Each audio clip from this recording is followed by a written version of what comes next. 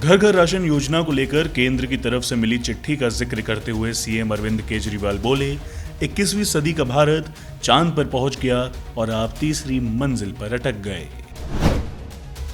आज फिर हुई शरद पवार और प्रशांत किशोर की मुलाकात, 15 दिनों के भीतर ये तीसरी बैठक। राहुल गांधी का केंद्र पर निशाना, कहा अफसोस सरकार पीआर इवेंट से आगे नहीं बढ़ पा रही।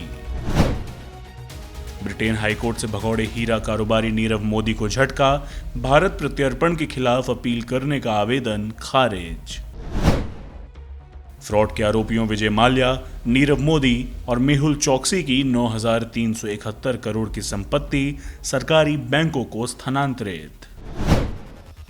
अंडरवर्ल्ड डॉन दाऊद इब्राहिम के भाई इकबाल कासकर को मुंबई एनसीबी ने किया गिरफ्तार।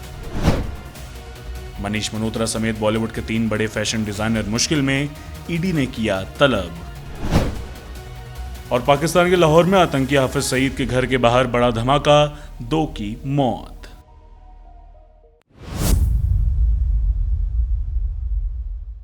कांग्रेस नेता राहुल गांधी ने मंगलवार को पार्टी की तरफ से एक व्हाइट पेपर यानी श्वेत पत्र जारी किया है। इसमें पार्टी ने केंद्र की मोदी सरकार को दूसरी लहर के दौरान किए गए अपनी गलतियों को सुधारने को कहा है। राहुल ने श्वेत पत्र जारी करने के दौरान कहा कि तीसरी लहर आनी तय है। ऐसे में केंद्र को चाहिए कि वे इसके लिए तैयारियां पूरी करे। कांग्रेस की तरफ से जारी श्वेत पत्र में केंद्र को तीसरी लहर से निपटने को लेकर मुख्य तौर पर 8 सुझाव दिए गए हैं। ऐसे तो पार्टी की तरफ से ये मांग महामारी की शुरुआत से ही की जाती रही है, लेकिन श्वेत पत्र में इन्हें शामिल करना अलग से प्रभावी माना जाता है। 8 सुझावों में गरीबों के लिए इनकम सपोर्ट, मनरेगा के तहत रोजगार, फूड सिक्योरिटी से लेकर किसानों के लिए मदद की मांग की गई है। इनके अलावा एमएसएमई और बड़ी इंडस्ट्रियों के लिए भी कदम उठाने और उन पर ध्यान देने की सलाह दी गई है।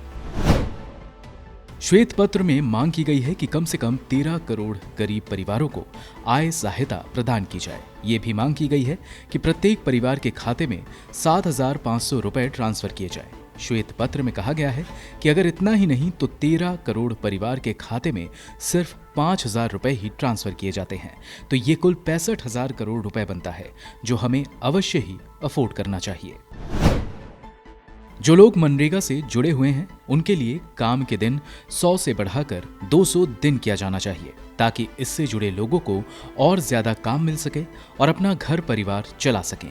श्वेत पत्र के मुताबिक हमारे देश की 28 से 30% आबादी शहरों में रहती है। कांग्रेस की मांग है कि मनरेगा को शहरी इलाकों में भी लागू किया जाना चाहिए। श्वेत पत्र में बताया गया है कि पब्लिक डिस्ट्रीब्यूशन सिस्टम से 11 करोड़ लोग बाहर हैं। ऐसे में इन लोगों को अनाज कैसे मुहैया कराई जाए, इसके लिए कदम उठाने की मांग की गई है। इनके अलावा अगले 6 महीने तक पीडीएस के तहत आने वाले लोगों को प्रति व्यक्ति 10 किलोग्राम चावल या गेहूं, 1 किलो दाल और 1 किलो चीनी मुहैया कराए जाने की मांग की गई है। कांग्रेस के श्वेत पत्र में अन्नदाता को समर्थन और सशक्त करने की मांग की गई है। श्वेत पत्र में पीएम किसान योजना में शामिल सभी 8.22 करोड़ खाते में केंद्र से 10,000 रुपए अर्जेंट ट्रांसफर की मांग की गई है। किसानों के सभी अनाजों को एमएसपी या मिनिमम सपोर्ट प्राइस पर खरीदारी की मांग की गई है। इसके साथ ही फर्टिलाइजर, पेस्टिसाइड्स और खेती में इस्तेमाल होने वाली सभी इक्विपमेंट को जीएसटी फ्री करने की मांग भी की गई है। कांग्रेस ने श्वेत पत्र में कहा है कि 6.25 करोड़ एमएसएमई 11 करोड़ नौकरियां पैदा करते हैं। ऐसे में इनके लिए 1 लाख करोड़ के वेज प्रोटेक्शन स्कीम और 1 लाख करोड़ के क्रेडिट गारंटी स्कीम शुरू करने की मांग की गई है। इनके अलावा एमएसएमई द्वारा किए गए कर्ज पर 6 महीने के ब्याज के बराबर सब्सिडी देने की मांग भी की गई है। इसी तरह की क्रेडिट गारंटी और ब्याज सब्सिडी बड़े उद्योगों को भी दिए जाने की मांग की गई है, ताकि वे अपनी सहायक इकाइयों का समर्थन कर सके। श्वेत पत्र के मुताबिक इससे यह सुनिश्चित करने में मदद मिलेगी कि वे वैल्यू चेन को बरकरार रखेंगे और कर्मचारियों की छटनी नहीं होगी। श्वेत पत्र में कांग्रेस ने हॉटस्पॉट को छोड़कर रिटेल सप्लाई चेन को बहाल करने की मांग की है। इससे पूरे देश में 7 करोड़ दुकानदारों को मदद मिलेगी। गौरतलब है कि कोरोना संक्रमण की दूसरी लहर के दौरान किराना स्टोर की बिक्री 10 से 15% घट गई है। अंग्रेजी दैनिक बिजनेस टुडे के मुताबिक किराना स्टोर पर पहली लहर के मुकाबले दूसरी लहर का बुरा प्रभाव पड़ा है। हालांकि संक्रमण की पहली लहर के दौरान लॉकडाउन में किराना स्टोर का मार्केट शेयर 6 से 7% बढ़ा था। कांग्रेस ने श्वेत पत्र में पार्टी नेता राहुल गांधी के एक बयान का जिक्र किया है, जिसमें उन्होंने दिहाड़ी मजदूरों को लेकर कहा था कि ट्रेनों के रद्द होने और प्रवासियों की खबर से मैं बहुत परेशान और दुखी हूं। कुछ राज्यों में मजदूरों को वापस रहने के लिए मजबूर किया जा रहा है। वे बंधुआ मजदूर नहीं हैं और उन्हें अपनी मर्जी से घर जाने की इजाजत होनी चाहिए।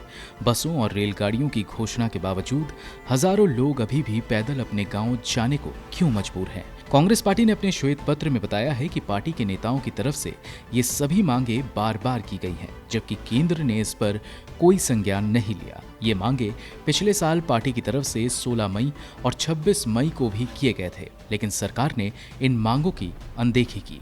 इतना ही नहीं, कांग्रेस की अंतरिम अध्यक्ष सोनिया गांधी ने भी 26 मार्च 2020 को प्रधानमंत्री मोदी को लिखे अपने चिट्ठी में इन मांगों का जिक्र किया था। अब आखिरी में पार्टी की तरफ से ये श्वेत पत्र जारी किया गया है।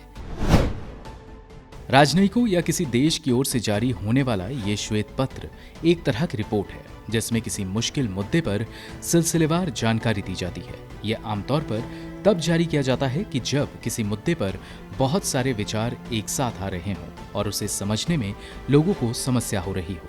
इस पत्र के जरिए मुद्दे को समझाया जाता है, किसी समस्या का हल खोजा जाता है और यहाँ तक कि श्वेत पत्र में लिखी बातों से किसी निष्कर्ष तक भी पहुंचा जा सकता है। ब्यूरो रिपोर्ट, गो न्यूज। मीडिया ट्रस्ट के मामले में 46 देशों में भारत को 31वीं रैंकिंग मिली है। ये दावा रॉयटर्स इंस्टीट्यूट के एक सर्वे में किया गया है। भारत में सिर्फ 38% रेस्पोंडेंट ने कहा कि वे ओवरऑल न्यूज पर ट्रस्ट करते हैं, जबकि फिनलैंड में सबसे ज्यादा ये संख्या 65% और अमेरिका में सबसे कम 29% है। रिपोर्ट का 10वां एडिशन 46 मीडिया बाजारों के ऑनलाइन सर्वेक्षण पर आधारित है। इस सर्वे का मकसद ये पता लगाना है कि अलग अलग देशों में किस आधार पर न्यूज कंजप्शन होता है। ये पहली बार है जब भारत को मुख्य रिपोर्ट में शामिल किया गया है। बताया गया है कि रॉयटर्स इंस्टीट्यूट ऑफ जर्नलिज्म ने ये रिपोर्ट चेन्नई के एशियन इंस्टीट्यूट ऑफ जर्नलिज्म के साथ कोलैबोरेशन में तैयार किया है। सर्वे से पता चलता है कि भारत सबसे मजबूत मोबाइल केंद्रित बाजारों में एक है, जहां 73% रेस्पोंडेंट ने बताया कि वे न्यूज के लिए स्मार्टफोन का इस्तेमाल करते हैं। इनके अलावा 82% रेस्पोंडेंट ने कहा कि वे सोशल मीडिया समेत ऑनलाइन न्यूज से जुड़े हुए हैं, जिनमें 63% लोग न्यूज के लिए व्हाट्सएप और यूट्यूब का इस्तेमाल करते हैं। ये प्लेटफॉर्म्स ऐसे हैं जहां बड़े पैमाने पर फेक न्यूज फैलने की चिंता भी बहुत ज्यादा है। हालांकि प्रिंट मीडिया और सरकारी ब्रॉडकास्टर्स ट्रस्ट के मामले टॉप पर हैं, जबकि महामारी के दौरान प्रिंट मीडिया में काम करने वाले पत्रकारों की बड़े स्तर पर नौकरियां गई हैं। इसकी वजह ये रही कि लॉकडाउन की वजह से प्रिंट मीडिया को मिलने वाले विज्ञापन रुक गए, जिससे पत्रकारों की तनख्वाह में भी कटौती कर दी गई। रिपोर्ट में बताया गया है कि सर्वे के दौरान ज्यादातर अंग्रेजी बोलने वाले ऑनलाइन न्यूज से जुड़े लोगों का इंटरव्यू किया गया, जो अधिक समृद्ध, युवा, शिक्षित माने जाते हैं। ये भारतीयों का सिर्फ एक छोटा सा हिस्सा है और इन्हें देश का प्रतिनिधित्व करने के रूप में नहीं माना जा सकता। ब्यूरो रिपोर्ट, गो न्यूज। कोरोना की संभावित तीसरी लहर में बच्चों के सबसे अधिक प्रभावित होने की आशंका के बीच अब एक राहत की खबर सामने आ रही है। पुणे के बीजे मेडिकल कॉलेज के रिसर्च के अनुसार बच्चों को दी जाने वाली मीजल्स वैक्सीन कोरोना के खिलाफ उनकी सुरक्षा में कारगर साबित हो रही है। स्टडी में ये बात सामने आई है कि मीजल्स वैक्सीन बच्चों में कोरोना संक्रमण के खिलाफ शुरुआती सुरक्षा देती है। इस स्टडी में 1 साल से लेकर 17 साल तक के 548 बच्चों को शामिल किया गया था। स्टडी में बच्चों को 2 भागों में बांटा गया। इसमें एक ग्रुप कोरोना संक्रमित बच्चों और दूसरा सामान्य बच्चों का था। रिसर्च में सामने आया कि मीजल्स वाली वैक्सीन SARS-CoV-2 के खिलाफ 87% तक कारगर रही। साथ ही जिन बच्चों को मीजल्स वैक्सीन लगी थी, उनमें कोरोना संक्रमण की आशंका वैक्सीन नहीं लेने वालों की तुलना में कम रही। पुणे के इस रिसर्च में उस बहुचर्चित धारणा को बल मिला है जिसमें कहा जा रहा है कि बच्चे कोरोना वायरस संक्रमण के खिलाफ अधिक सुरक्षित हैं, क्योंकि उनमें मीजल्स और बीसीजी वैक्सीन की डोज लगने के बाद नॉन स्पेसिफिक इम्यूनिटी मौजूद है।